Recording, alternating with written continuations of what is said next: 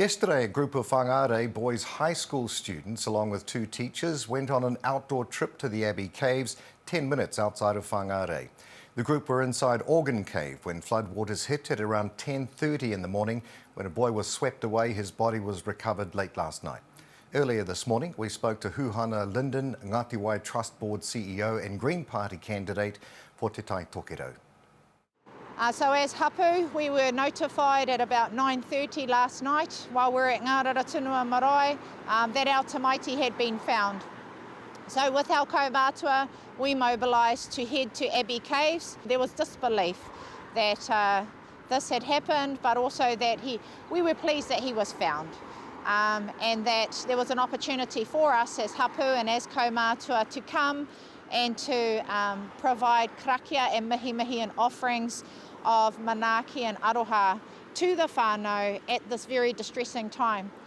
I must share that also, despite the worry and that grief of not having the tamaiti and not being clear as to where he was during the search efforts, that once you have your taonga, it certainly changes the wairua. So it was good to be there and to offer those karakia for the whānau, for the tamaiti, that his spirit might rest and kia tuku tōna wairua, but also to provide karakia to the kaimahi, those that were in the search efforts, who were working throughout the rain and the storms yesterday to find our tamaiti. So, the time passed and he was revealed and came back into the loving arms of his whānau and his people.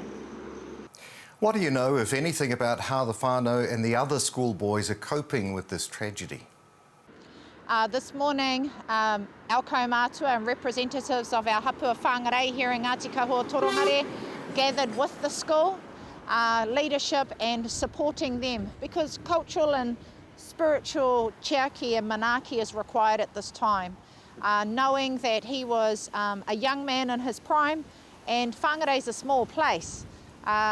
Going to the school and meeting with the boys in a special assembly, meeting with the staff to offer that manaaki and aroha. We seek as hapu to keep a close eye on things and to work with our school community to wrap that korowai of aroha around the school, the tamaiti, but also the whānau. So, it's going to be a process, and understanding the different processes of grief, it's important that as tangata whenua here that we're there to tautoko. There's some question around why Whangārei Boys High School went ahead with the cave trip despite weather warnings. What have you heard? As hapu, we're unable to comment on the details of the incident and the activities which occurred at Abbey Caves, but our job is to be there to manaaki, but also to place those karakia on Abbey Caves, kiore ore, to close the caves, to allow for time to cleanse that place and for the rāhui process to be undertaken. What do you know about the caves and how prone they are to flooding? Abbey Caves are tōrere. For myself, I was always raised to be careful around tōrere, and not a place that we were encouraged to go near.